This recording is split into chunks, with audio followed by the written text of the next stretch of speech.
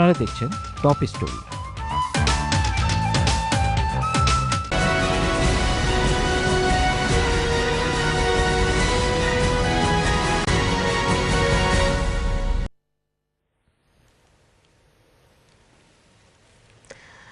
দর্শক, আপনারা রয়েছেন টপ স্টোরির সাথে। আরও একবার আমন্ত্রণ জানাচ্ছি। সাথে রয়েছে আমি শারমিন আলম চৌধুরী এবং আমার সাথে রয়েছেন টাওয়ার হ্যামলেটস বারোয়ার ডেপুটি মেয়র অলিউর রহমান।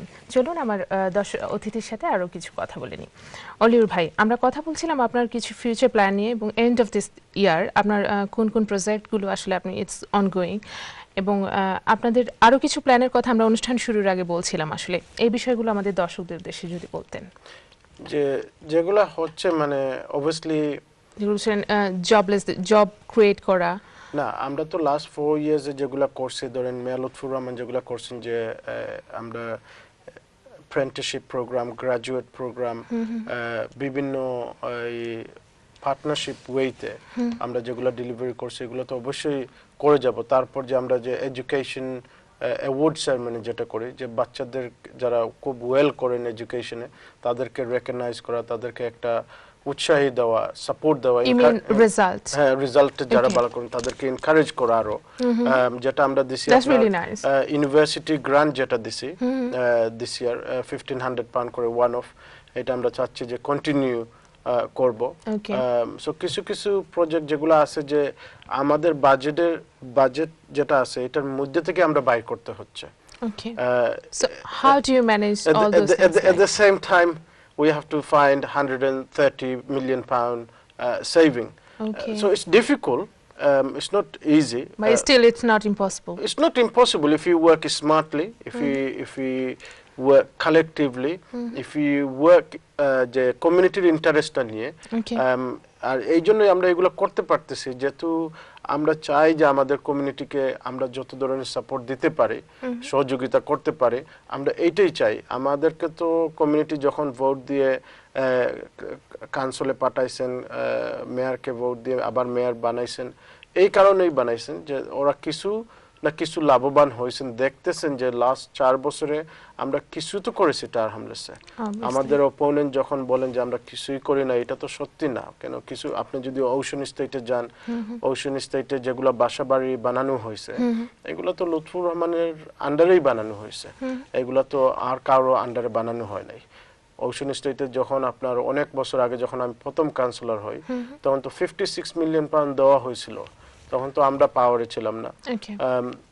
কিন্তু ওই 56 মিলিয়ন পাউন্ড দিয়ে তো ওশন স্টেটে কিছু করা হয় না স্টেপনি গ্রিনে।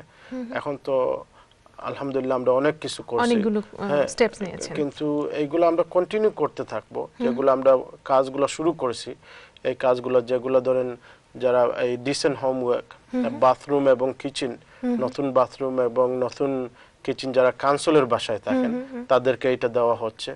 হ্যাঁ, আর যেহেতু আমরা এত বাসা বাড়ি বানাইছি, সরকার কিন্তু আমাদেরকে সবচেয়ে বেশি গ্রান্ট দিচ্ছেন অন্যান্য ভারত থেকে, tower হ্যামলেটসে।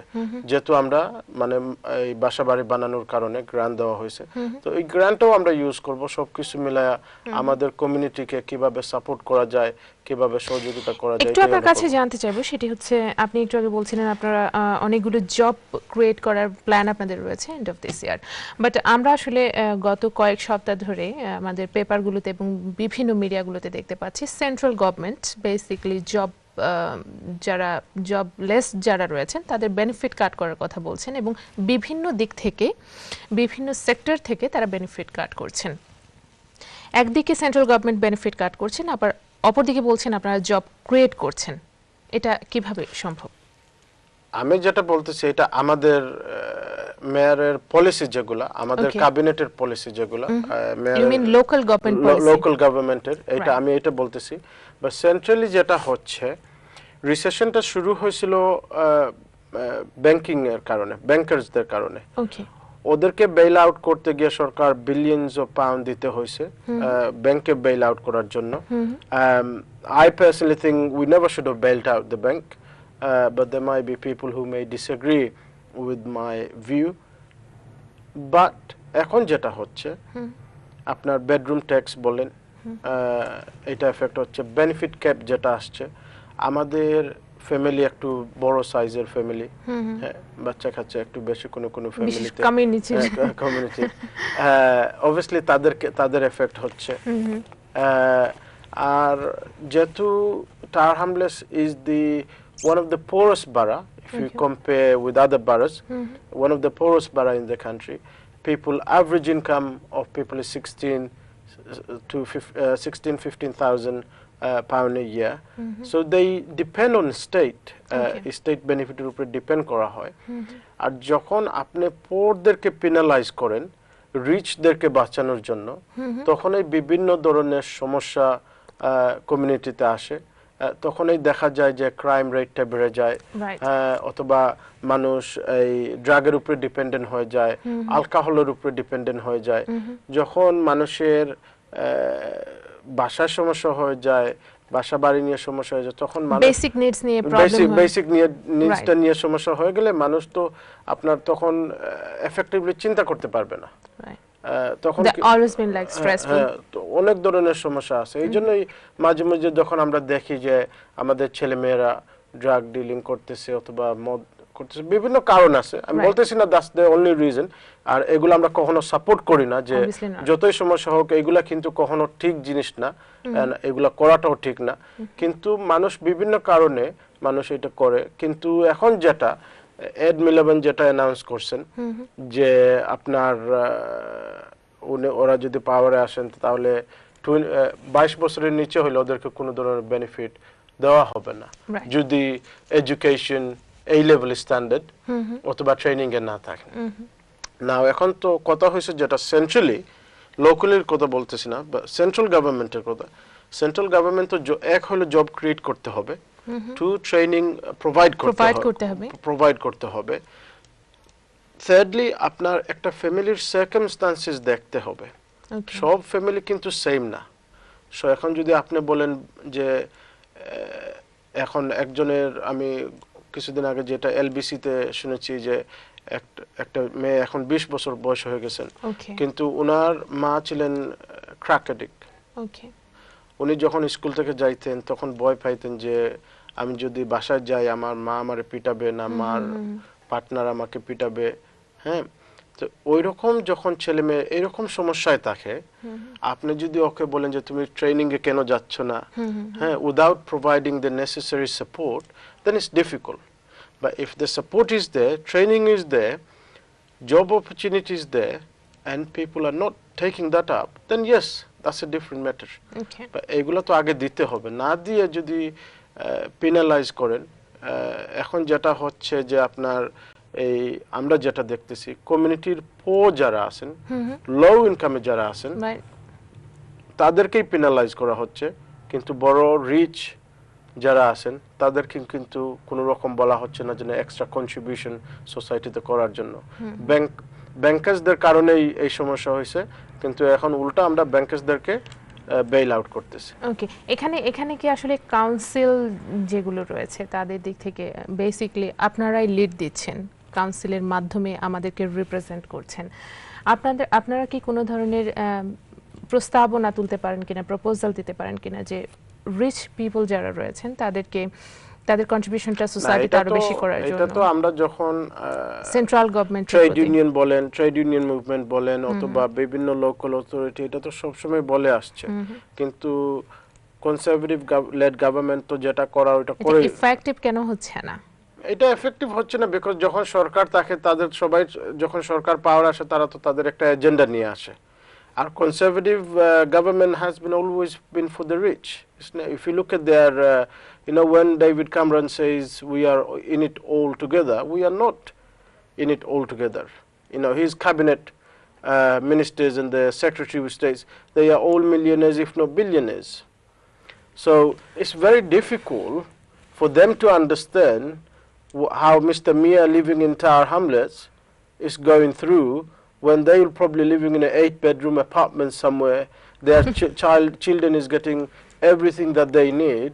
It's very difficult for them to say, and very rich for them to say that we are all in it together. We are not in it together. Okay, আমরা in future আশা করব they will think about the poor society especially. Okay, এবার আমি আপনার দৃষ্টি আকর্ষণ করতে চাই, সেটি হচ্ছে আজকে সবগুলো পেপার এবং সব মিডিয়াতে একটি বিষয় সবচেয়ে গুরুত্ব পেয়েছে, সেটি হচ্ছে জোরপূর্বক বিয়ে নিষিদ্ধ করেছে এবং কেউ যদি জোরপূর্বক বিয়ে করায় বা করানো হয়, ইন দ্যাট কেস তাদেরকে 7 বছর পর্যন্ত সর্বোচ্চ কারাদণ্ড দেওয়া যাবে, ইমপ্রিজনমেন্ট দেওয়া যাবে। এই বিষয়টিকে আপনি কিভাবে বিশ্লেষণ করছেন? I am very pleased about this law the government have introduced. I have never supported forced marriage. Islam is very clear when it comes to marriage. The women have right to see a husband and the men have right to see a wife. Of course, our parents will guide us, support us, and I genuinely believe that our parents want best for us, and they do it with the right intention. And I don't believe any parents ever knowingly will drop their son or daughter into any sort of difficulty. But what we mustn't do, যে আমরা এই দেশ থেকে ছেলে মেয়েদেরকে বাংলাদেশে হলিডের নাম নিয়ে আমরা নিয়ে গেলাম, নিয়ে গিয়ে পরে জোর করে বিয়ে দিয়ে দিলাম চাচাতো ভাইয়ের কাছে অথবা চাচাতো বোনের কাছে, মানে এইগুলা যেন না হয়। এইগুলা যদি হয় তাহলে আমি নিজে একটা কেস ডিল করছি কয়েক বছর আগে, যে আপনার 17 year old বাংলাদেশে নিয়ে গিয়ে আপনার হলিডে বলা হয়েছে যে হলিডেতে যাচ্ছেন ফ্যামিলি, ওইখানে গিয়ে ওনার চাচাতো ভাইয়ের কাছে এই বিয়ে দিয়ে দিয়েছেন। অনেক সময় হয় কি যে তখন মেয়ে যখন ফেরত চলে আসে, হয় ইদা হাজবেন্ড বলেন অথবা যদি ছেলে ফেরত চলে আসে, তখন ওইখানে যে হাজবেন্ড আছেন অথবা ওয়াইফ আছেন, যেহেতু ওরা এগ্রি ছিল না, ওরা একটু রিলাক্টেন্ট হয়ে যান ওদেরকে এই দেশে আনার অথবা কোনো ধরনের কন্ট্যাক্ট রাখার, যোগাযোগ রাখার। তো এইটা তো আপনি শুধু আপনার বাচ্চার লাইফটা ডিস্ট্রয় করলেন না, কিন্তু যে আরো একজনের লাইফটা ডিস্ট্রয় করলেন। সো এইতে আমি মনে করি, আমি আশা করি যে কমিউনিটি এইটাতে সাপোর্ট করবেন, যে কখনো এইরকম যেন না হয় আমাদের কমিউনিটিতে। ঠিক আছে, যদি আমি যেটা প্রথমেই বলছি যে আমি এটা আমার বিশ্বাস যে আমাদের মা বাবা যারা আছেন, ভেরি আনফরচুনেটলি বাঙালি কমিউনিটি কিন্তু থার্ড পজিশনে রয়েছে। এটা হয় আমি যখন আপনি বাংলাদেশের হাই কমিশনের সাথে যখন কথা বলা হয় এগুলা নিয়ে অথবা এগুলা তোলা হয়, তারাও এটা বলেন, কনজারভেটিভের বারোনাস ওয়াসি অথবা যে সাউথ হোল সিস্টার্স গ্রুপ, ওরা কিন্তু খুব ক্যাম্পেইন করছেন, যেটা করছে এটা বলতে হবে যে ফোর্স ম্যারেজ যাতে না হয়। বা আনফরচুনেটলি এটা হয়, আপনি যেটা বললেন যে আমাদের কমিউনিটিতে আনফরচুনেটলি এটা হয়। আর এটা কিভাবে বন্ধ করা যায় এটা কিন্তু আমরাই করতে হবে, এটা বুঝতে হবে। And I think in time it will change, যে আমাদের জেনারেশন যারা আছে, আমাদের পরবর্তীতে জেনারেশন যারা আছে, আমার বিশ্বাস যে ওরা এরকম কিছু করবে না। এরকম মানে আমার একটা মেয়ে আছে, আমি কখনো তো আমার মেয়েকে ফোর্স করব না যে এরকম কিছু, আমি গাইডেন্স দেব, সাপোর্ট করব, কিন্তু ultimate decision will be hers because it is her life. And the way I see it, যদি একটা ছেলে অথবা মেয়ে যদি আপনার হ্যাপিলি ম্যারিড হয়ে না থাকতে পারে, তাহলে এই সংসারটা কখনো টিকবে না। অবশ্যই না। অলিউর ভাই, আমি আপনার কাছে আরো অনেকগুলো বিষয় জানার রয়েছে, তার আগে আমি আরো একটা বিরতি থেকে ফিরে আসতে চাই। প্রিয় দর্শক, আপনারা রয়েছেন এনটিভি ইউরোপের নিয়মিত আয়োজন টপ স্টোরিতে। আমরা যাচ্ছি ছোট একটা বিজ্ঞাপন বিরতিতে, ফিরছি আরো অনেকগুলো খবর নিয়ে, আরো অনেকগুলো ডিসকাশন নিয়ে। আমাদের সঙ্গে থাকুন।